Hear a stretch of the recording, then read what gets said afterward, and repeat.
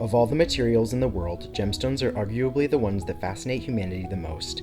As such, they haven't just been used for jewelry and currency, they've also been used to make these beautiful mosaic masks. Who made these masks, and when were they made? Let's put on our ear spools, pay our tributes, and find out. In order to keep things brief, today's episode has a very specific focus. I'm only discussing masks that meet three main criteria. 1. They must have been made in prehispanic Mesoamerica, which is a region of what we call Central America today. Mesoamericans made beautiful masks, and I want to track the evolution of the art form. 2. The masks must be made of gemstones. There are many masks in Mesoamerican history, such as these clay masks from the Tlatilco culture, or this gold mask depicting the god Xipe Totec. But for the sake of scope, I won't be discussing those in depth. 3. I'm specifically looking at masks where the gemstones were used as individual tesserae to form a larger mosaic. Masks that were carved out of a large single gemstone won't be the focus of this video. Also, in order to discuss this topic, we need to do a quick vocabulary breakdown. First of all, regarding jade, which is one of the gemstones Mesoamericans used. Jade is an annoyingly nebulous term which refers to two completely different materials, jadeite and nephrite. Jadeite does naturally occur in Central America and was used in mask making, but nephrite doesn't. Both types of jade, whether jadeite or nephrite, are examples of greenstone, a broad term for any, green stone. Unfortunately for us, ancient Mesoamericans didn't have labs to test the chemical makeup of their gems, so sometimes other greenstones were used alongside or in place of jadeite. These stones are collectively known as social jade. So even though I'm going to use the word jade during this video, keep in mind that its meaning is very broad. That same principle applies to turquoise, another common stone in Mesoamerican masks. Other stones like amazonite were sometimes used by Mesoamericans, but they're still called turquoise in scientific literature. So even though the word turquoise should technically only refer to one specific kind of stone, in practice, any cyan stone can and will be called turquoise.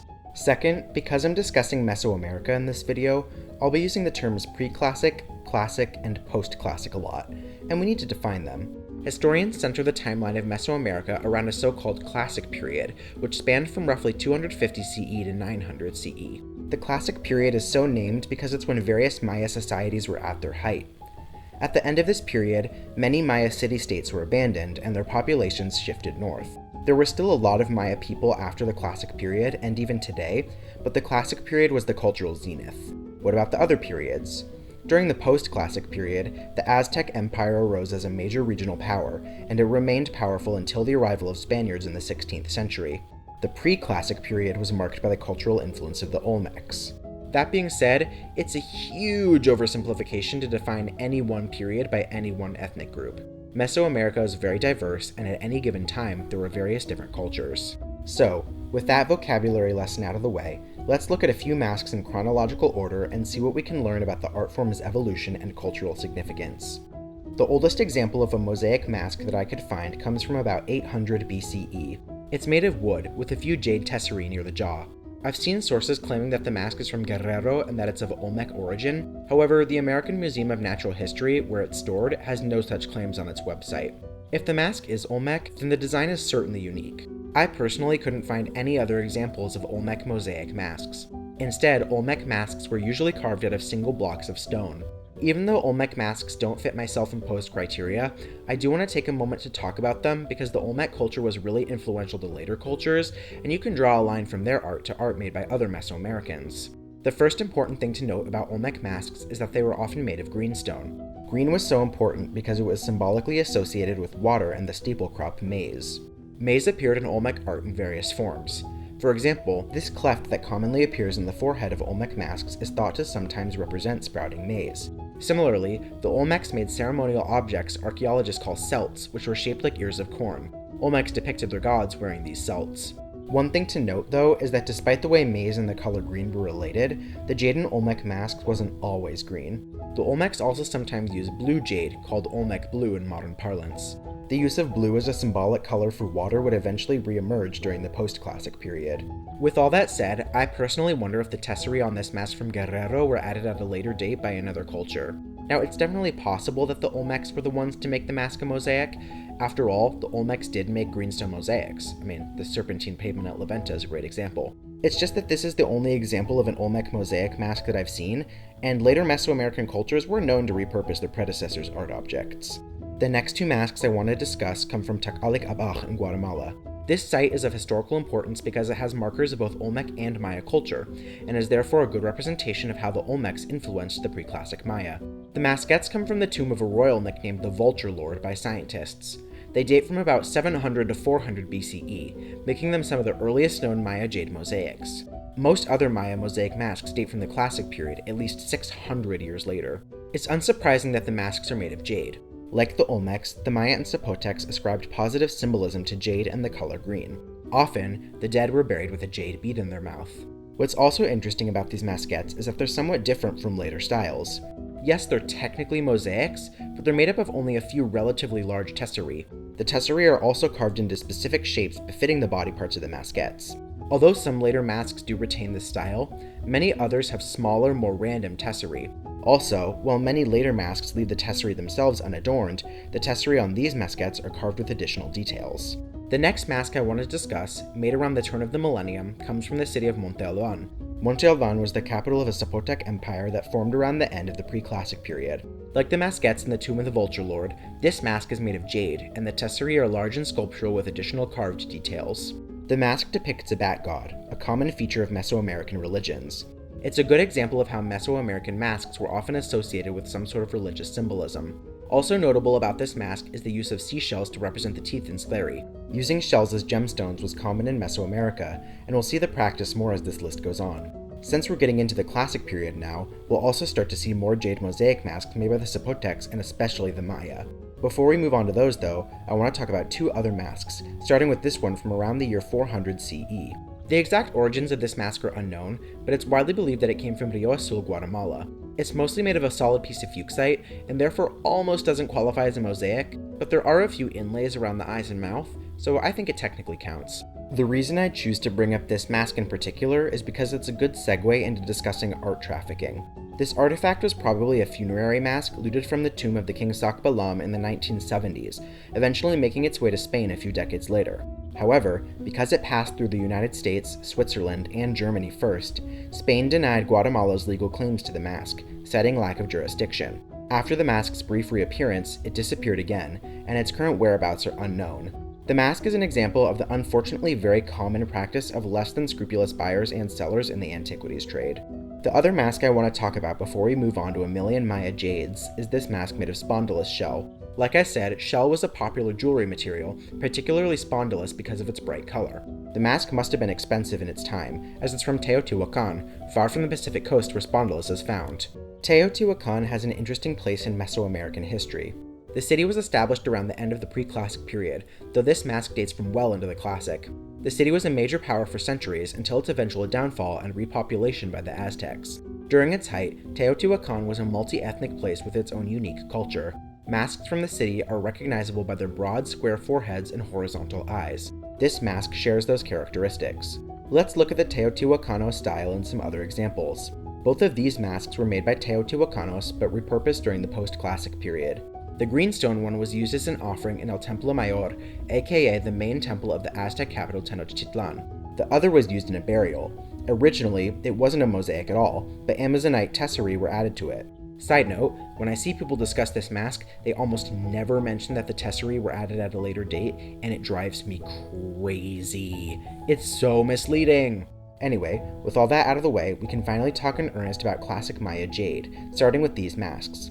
They came from Calakmul, the capital of a Maya nation called Can. They are funeral masks for the members of the Canul dynasty, the ruling family of the kingdom. Most but not all jade in the Maya world came from the Motagua Valley region in Guatemala. Jade objects were likely made by households in the region who would have had access to raw jade and lapidary tools. They could then sell the objects, trade them, or give them to elites as tribute. More complex objects would be sponsored by the elites who could afford them. Jade was a demonstration of status for the classic Maya in addition to its aforementioned symbolism. However, just because jade was a luxury doesn't mean it was completely unattainable. As anthropologist Erick Rochette put it, although jade is found more frequently and with greater artistic and stylistic elaboration in elite contexts, it was still present at all levels of the social hierarchy. Jade wasn't even a status symbol at all yet during the beginning of the pre-classic period, but by the classic period, when the Canul dynasty was in power, it was synonymous with wealth. These masks are certainly an example of jade in an elite context, with the Canul dynasty's status allowing them access to more than a single jade funeral bead. As the elites, they were drivers behind attempts to expand their rule, bringing them into conflict with other Maya kingdoms such as Palenque. Speaking of which, arguably the most famous Mesoamerican masks are the masks of Karl and the Red Queen. Karl was the king of Palenque. He rose to power in 615 CE, soon after a period in which Palenque had suffered attacks by Calakmul. His origins as a ruler are murky, as his father was never king of Palenque and rulership was usually patrilineal. Since he ascended the throne as a child, his mother Sakauc was queen regent for a while and likely maintained some level of power even after he came of age. Under Karl's rule, Palenque was redeveloped through various architectural projects. The architectural growth in Palenque continued even after Karl's death, with his son and successor Khan Balam II building 3 temples, one for each of the city's patron gods. Having a trio of patron gods was very common across the Maya world. Under Khan Balam II, construction was also completed on the largest building in Palenque, which is today known as the Temple of the Inscriptions. Hidden in a secret tomb in the temple, along with 5 human sacrifices, were Karl's remains. Karl was buried in a mask made of jade tesserae with shell and obsidian eyes. His tomb also contained various other jade adornments, including necklaces, ear spools, and a musket-shaped belt ornament in a style akin to the ones in the tomb of the Vulture Lord. Mesoamericans made face-shaped ornaments for belts, pectoral pendants, or not to be worn at all, and the belt ornament is a good reminder that not all masks were used or worn the same way. Right next to the Temple of the Inscriptions is another temple containing the remains of a woman nicknamed the Red Queen. Scientists aren't 100% sure, but the woman was probably Karl's wife Akbu Ahal. Akbu Ahal was nicknamed the Red Queen because sometime after her interment, her bones were absolutely covered in cinnabar.